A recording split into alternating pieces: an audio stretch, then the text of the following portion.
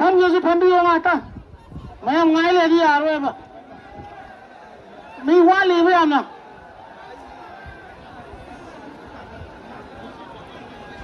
ꯐꯝꯖꯜꯂꯣ ꯐꯝꯖꯜꯂꯣ ꯑꯝꯇ ꯐꯝꯒꯦꯁꯨ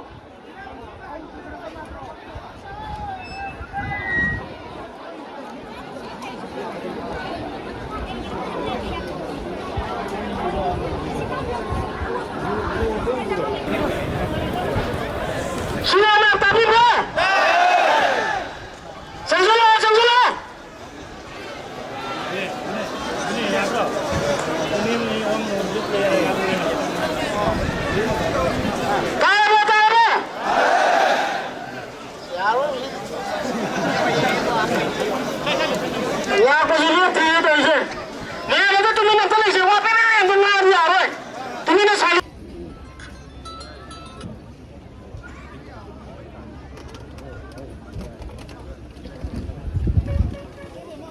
ꯃꯌꯥꯝ ꯑꯗꯨ ꯂꯩꯔꯤꯕ ꯃꯌꯥꯝꯗꯣ ꯄꯣꯂꯤꯡꯗ ꯑꯝꯇ ꯐꯖꯅ ꯑꯝꯇ ꯑꯩꯈꯣꯏ ꯇ꯭ꯔꯦꯟ ꯇꯧꯔꯕ ꯃꯤ ꯉꯥꯛꯇꯅꯦ ꯇ꯭ꯔꯦꯟ ꯇꯧꯗ꯭ꯔꯤꯕ ꯑꯟꯇ꯭ꯔꯦꯟ ꯅꯠꯇꯦꯕ ꯇ꯭ꯔꯦꯟ ꯇꯧꯔꯕ ꯉꯥꯛꯇꯅꯦ ꯑꯝꯇ phone ꯂꯦꯞꯁꯟꯕꯤꯔꯣ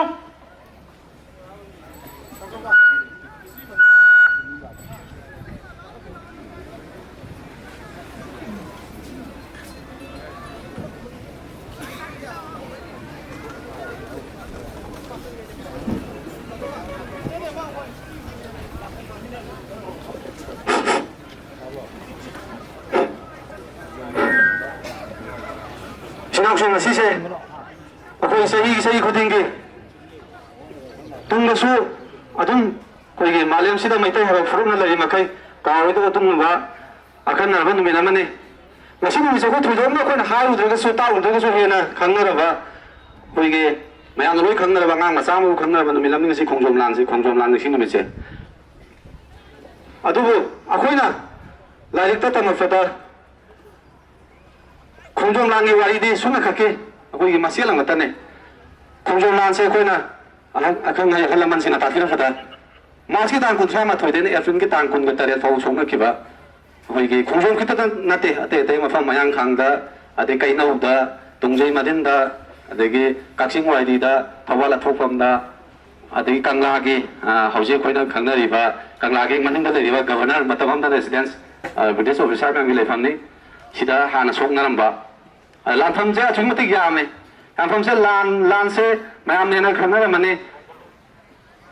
akhon songnari se malim gi khwaidai sauraba ampyaram gane ba ado tasengna indian subcontinent indian country ham natiko indian subcontinent gi man leiba koi leiba macha leiba so macha leiba singsida tasengna lan oina kanna songnagi fate koi metai de ba khatane mani matam tu manipur adu kaptane atai de koina yanaraga adegi tawraga losanagi matane ko migi kan ufun mana taba matam do thoki ba seng mathok se mase koina da fangai haisen banate matam do phong khiba malem go pawse sing da khwai degi bidi sampaya da koi gi lan da awa ban nang khiba moi da khwai de mangje khiba se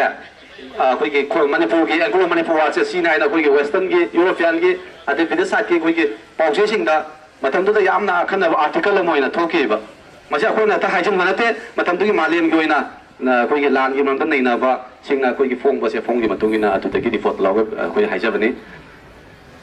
ngasi koi na khongjom lan ana hai khangna ba anglo manipur se kai da gi thokim na se singdang koi nei na mina se ba khongjom lan se anglo manipur se maitai na radical tikla ta thok ba maitai na ho ba maitai na ho nam ji ka gi na ba tung da koi ningchang se ba matam tu da buddhist amprana law rei ba moi thang nei ba khong thang koi marup ni moi gi tina bani koi gi moi sanskrit hai da kai nom hai dai na ai tu tum di kaw de ko moi kari rasa to sai ba kai no ai tang de tum de nga pi ni koi gi marup ni adoni haraga koi gi tang tang moi gi phiring gi lam lau da koi loksal ko se masi matam tu gi pai pu sing na khang e ba no ma ta sung sung da loksan ga ta ne ba loksan ga ne ba so au ko ba maliam tam kham gi ma pu ai jo pik ka ba khosi ma mang ta pa ba koi gi manipur jiga lamba sa roi khulai da phangi sa de machine da phangi sa de matam da bidesa pare ba nong ma sa so bi na te martini henry ni infant faida ni adagi kenan ne mai na faida se akhoi matam da mai tai na faida se nong mai pai asobi ka fai ado so koi ge hoi to ji nai ꯅꯤꯡꯊꯧ ꯁꯦꯝꯅꯕꯒꯤ ꯂꯥꯜꯍꯧꯕꯒꯤ ꯑꯗꯨꯒꯤ ꯏꯔꯥꯡꯅ ꯃꯔꯝ ꯑꯣꯏꯗꯨꯅ ꯇꯪꯈꯥꯏ ꯑꯃ ꯆꯥꯡ ꯑꯗꯒꯤ ꯑꯗꯨꯒꯤ ꯆꯥꯡ ꯂꯧꯁꯤꯜꯂꯛꯄꯁꯦ ꯃꯁꯤ ꯃꯇꯝꯗꯨꯒꯤ ꯏꯄꯥ ꯏꯄꯨꯁꯤꯡꯅ ꯈꯪꯉꯦꯕ ꯅꯣꯡꯃꯗꯤ ꯁꯨꯡꯁꯣꯏ ꯁꯣꯏꯗꯅ ꯂꯧꯁꯤꯟꯒ꯭ꯔꯒꯗꯧꯅꯦꯕ ꯂꯧꯁꯤꯟꯒ꯭ꯔꯒꯅꯦꯕ ꯆꯥꯎꯈ꯭ꯔꯕ ꯃꯥꯂꯦꯝ ꯇꯪꯈꯥꯏ ꯑꯃꯒꯤ ꯃꯄꯨ ꯑꯣꯏꯔꯁꯨ ꯄꯤꯛꯈ꯭ꯔꯕ ꯈꯨꯠꯁꯤ ꯃꯃꯥꯡꯗ ꯄꯥꯏꯕ ꯑꯩꯈꯣꯏꯒꯤ ꯃꯅꯤꯄꯨꯔꯁꯤꯒ ꯂꯝꯕꯥ ꯆꯥꯔꯣꯏ ꯈꯨꯠꯂꯥꯏꯗ ꯐꯪꯉꯤ ꯆꯥꯗꯦ ꯃꯤꯁꯤꯡꯗ ꯐꯪꯉꯤ ꯆꯥꯗꯦ ꯃꯇꯝꯗꯨꯗ ꯕ꯭ꯔꯤꯇꯤꯁꯇ ꯄꯥꯏꯔꯤꯕ ꯅꯣꯡꯃꯩꯁꯦ ꯑꯁꯨꯕꯤ ꯅꯠꯇꯦ ꯃꯥꯔꯇꯤꯅꯤ ꯍꯦꯟꯅꯔꯤꯅꯤ ꯏꯟꯐꯤꯟ ꯄꯥꯏꯗꯕꯅꯤ ꯑꯗꯒꯤ ꯀꯦꯅꯟꯅꯤ ꯃꯣꯏꯅ ꯄꯥꯏꯔꯤꯕꯁꯦ ꯊꯧꯅꯥ ꯐꯒꯗꯕꯅꯤ ꯃꯥꯏꯊꯤꯕ ꯇꯥꯔꯕꯁꯨ ꯅꯨꯄꯥ ꯊꯣꯡꯅ ꯏꯕꯨ ꯅꯥꯏꯟꯕꯨ ꯇꯥꯟꯅꯕ ꯌꯥꯡꯒꯥꯏꯅꯕ ꯂꯥꯟꯊꯣꯛ ꯑꯃ ꯊꯣꯛꯂꯕ ꯃꯇꯨꯡꯗ ꯑꯩꯈꯣꯏ ꯃꯥꯏꯊꯤꯔꯁꯨ ꯏꯁꯥꯅ ꯌꯥꯅ ꯃꯁꯛ ꯈꯪꯅ ꯃꯥꯏꯊꯤꯁꯤ ꯅꯨꯡꯉꯥꯏ ꯑꯃꯒꯨꯝꯅ ꯃꯥꯏꯊꯤꯔꯒ ꯑꯩꯈꯣꯏ ꯂꯩꯔꯛꯈꯨꯝꯁꯦ ꯍꯥꯏꯕ ꯃꯑꯣꯡ ꯑꯃꯗꯅꯦꯕ ꯑꯗꯨꯕꯨ ꯃꯇꯝꯗꯨꯗ ꯂꯩꯔꯤꯕ ꯏꯆꯤꯟ ꯏꯅꯥꯎ ꯑꯩꯈꯣꯏ ꯃꯩꯇꯩ ꯂꯩꯔꯤꯕ ꯑꯩꯈꯣꯏ ꯆꯤꯡꯃꯤ ꯇꯝꯃꯤ ꯂꯩꯕꯁꯤꯡꯁꯦ ꯋꯥꯈꯜ ꯂꯣꯏ ꯇꯥꯃꯤꯟꯅꯩꯕ ꯍꯧꯖꯤꯛ ꯑꯣꯏꯇꯥꯔꯗꯤ ꯀꯔꯤꯒꯤꯗꯃꯛꯇ ꯊꯪꯒꯥꯟꯁꯤꯟꯅ ꯑꯩꯈꯣꯏꯒꯤ ꯂꯥꯟ ꯍꯧꯗꯧꯔꯤꯕꯅꯣ ꯁꯥꯏ ꯃꯉꯥ ꯍꯜꯂꯨꯅꯣ ꯑꯩꯈꯣꯏꯁꯤ ꯁꯣꯛꯅꯗꯕꯤꯗ ꯑꯩꯈꯣꯏ ꯑꯗꯨꯝ ꯏꯆꯝ ꯆꯝꯅ ꯂꯩꯔꯝꯃꯒ ꯌꯥꯅꯔꯒ ꯃꯣꯏ ꯌꯥꯅ ꯕ꯭ꯔꯤꯇꯤꯁꯅ ꯇꯧꯔꯒ ꯑꯩꯈꯣꯏ ꯑꯋꯥ ꯇꯥꯗꯕꯤꯗ ꯂꯩꯔꯝꯖꯅꯤꯅ ꯍꯥꯏꯔꯛꯀꯅꯤ ꯍꯧꯖꯤꯛ ꯂꯩꯔꯤꯕ ꯃꯤꯔꯣꯜꯁꯤꯡꯗꯤ ꯃꯇꯝꯗꯨꯗꯤ ꯑꯗꯨꯝꯕ ꯅꯣ ꯀꯅꯥꯝꯇ ꯑꯣꯏꯗꯦ ꯍꯣꯏ ꯈꯔꯗꯤ ꯂꯩ ꯑꯩꯈꯣꯏꯒꯤ ꯋꯥꯈꯜ ꯃꯆꯥ ꯄꯤꯛꯄ ꯅꯤꯡꯊꯧꯒꯤ ꯁꯥꯁꯟ ꯌꯥꯅꯤꯡꯗꯦꯅꯦꯅ ꯂꯥꯛꯑꯒ ꯑꯩꯈꯣꯏꯒꯤ ꯅꯥꯀꯟꯗ ꯍꯩꯉꯥꯟ ꯆꯥ ꯌꯦꯡꯕ ꯈꯨꯕꯥꯛ ꯈꯨꯔꯨ ꯌꯦꯡꯕ ꯂꯩꯈꯤ ꯑꯗꯨꯕꯨ ꯆꯥꯝꯃꯗ ꯆꯥꯜꯂꯦꯒ ꯐꯨ ꯀꯥꯟꯗꯦ ꯐꯨꯒꯤ ꯃꯐꯝ ꯐꯤꯕꯝꯗ ꯂꯩꯔꯒꯗꯤ ꯑꯩꯈꯣꯏ ꯏꯄꯥ ꯀꯥꯜꯍꯜꯂꯒ ꯐꯨꯕꯅ ꯐꯩ ꯍꯥꯏꯅ ꯑꯗꯨꯒꯨꯝꯂꯕ ꯑꯩꯈꯣꯏꯒꯤ ꯏꯃꯨ ꯇꯥꯟꯅꯕ ꯑꯗꯨꯒꯨꯝꯕ ꯂꯥꯟꯐꯝ ꯑꯃ ꯇꯁꯦꯡꯅ ꯁꯣꯛꯅꯔꯒ ꯃꯌꯦꯛ ꯁꯦꯡꯅ ꯅꯥꯈꯩ ꯁꯦꯡꯅ ꯃꯤꯈꯥ ꯄꯣꯟꯈꯤꯕꯅ ꯐꯩ ꯍꯥꯏꯅ ꯑꯗꯨꯝꯕ ꯈꯨꯗꯥꯡꯗ ꯂꯧꯈꯤꯕꯅꯤ ꯄꯨꯡꯈꯥꯏ ꯐꯥꯔꯣꯏ ꯑꯝꯇ ꯂꯣꯏꯁꯟꯖꯦ ꯐꯠꯂꯥꯎꯅ ꯑꯥꯔꯁꯨ ꯏꯆꯤꯟ ꯏꯅꯥꯎꯁꯤꯡ ꯂꯥꯛꯄ ꯂꯦꯞꯇꯦ ꯑꯗꯨ ꯑꯣꯏꯇꯥꯔꯒꯁꯨ ꯑꯩꯈꯣꯏ ꯂꯣꯏꯁꯟꯅꯕ ꯇꯧꯁꯦ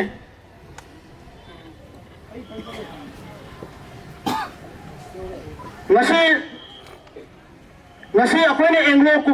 Anglo Kuki wa hage da tahu le re so ngong gi dana ba surung re ba Anglo Manipur wa gi tangkau ba koi gi athau hui pai pu sing ma pham da khoi na haikat lekat la ga lei mana ma kalam ga han ma di da rai ba ne ba ipai pu gi thangna jing da khoi da han jan ba ne tro maru ni che lei kat pa di da rai ba ne ba ipa ibu ya hidup singdo memang dah aku ini iba aku ini furu kan mohon nandana lagi kat pada ini kaya apa ikai dah boleh sinar bang ini kaya apa aku ni bawa ipa ibu thana bawa ipa ibu sendiri memang dah kasuri dah pak mereka nak minat kalau ada aku ini lepas sini mulai tahun dah aku dah suka mana lagi besar ipa ibu sendiri memang dikaya. Ngasih kadore, ngarang nahan thoki ba, kasih kalau bonau, botingnya mana, aku minta ya pun ba, asuk kuana lan hutang, kata macam lan hudu lapa, apun muana sangat ceram ba, mana babi nama pam pun pamam ba, bot ki magi ejen dulu tongan pamgi ba, mana thoki usi sosial media ada hunde ada lawan ada. Kondisi hawai bisa, masih lebar silat nak teba, lebar silat ada. Mana yang hawai lebar silat tu? Mana yang lebar silat hawai tu? Masih nama tak isi nama yang, kalau orang kumana isi nama yang dah, dah bila buat tu hai ba? Aduh, hujan berkata, Facebook sini mesti boleh ba? Hujan ba? Makan mana lagi nak kita? Mungkin lagi dapat thopang anda ba? Thalak thang tu ba? Lan cili ba koi ba? Kasih tu mana orang sang yang ba? Minai lagi.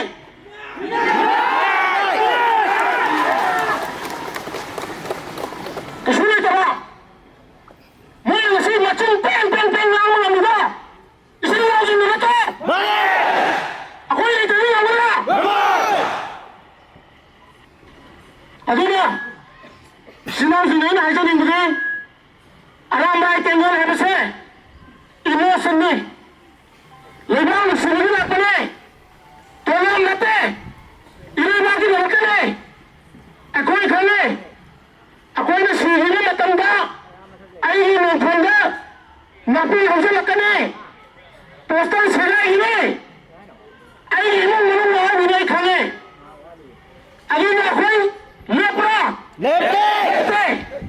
karina, ini baki nak makan apa?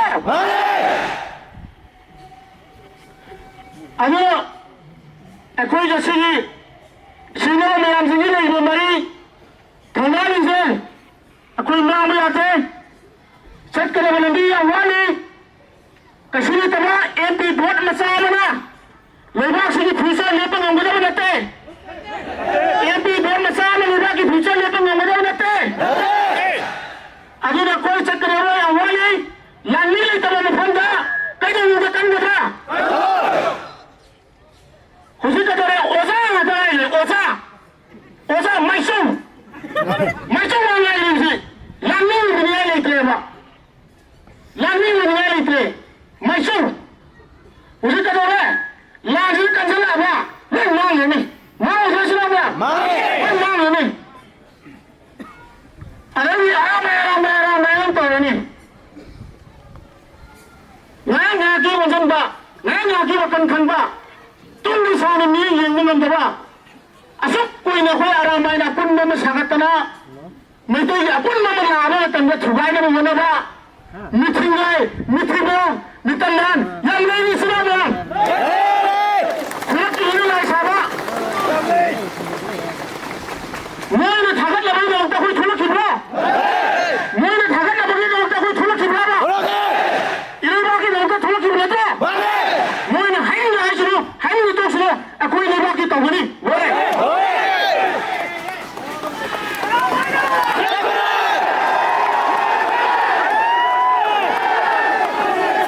뭐는 다가보기가 더 웃다대 다가끼라 다가보기라 거기 이래박 갈라면 뭐래 하인 얘기라 파트 얘기라 후라이머니 얘기라 빠라머니 얘기라 히샤머니 얘기라 기인 얘기라 군다니 얘기라 내가 갈라면 뭐래 아니라 지나면 그런 식으로 부른지가 어떤 미암 삼고 열어오든지 이사이사는 wakal taana atau busing yung mapanda lay sungkalaga ako'y isa-isagi unit ka mapanda na halawa matungga yung kayo da halawa tawsi ano nga drone tayo rin sila mayam drone tayo rin sila mayam tabi o drone tayo tabi rin sila mayam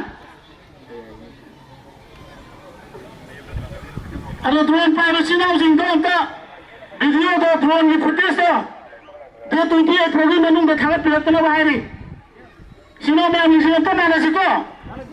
anu ga khoi aram bai sino mayam khunga ga le hori ba adu red zone khunga le hori sino mayam koi ko no khuyam jai nene na tupi to lo khok sino mayam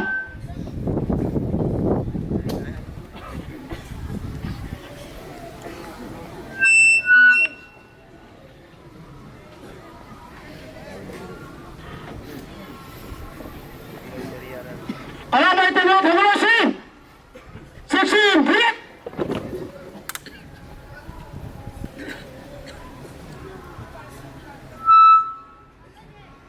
ipo ga tawo sinda ikai khulaba utsi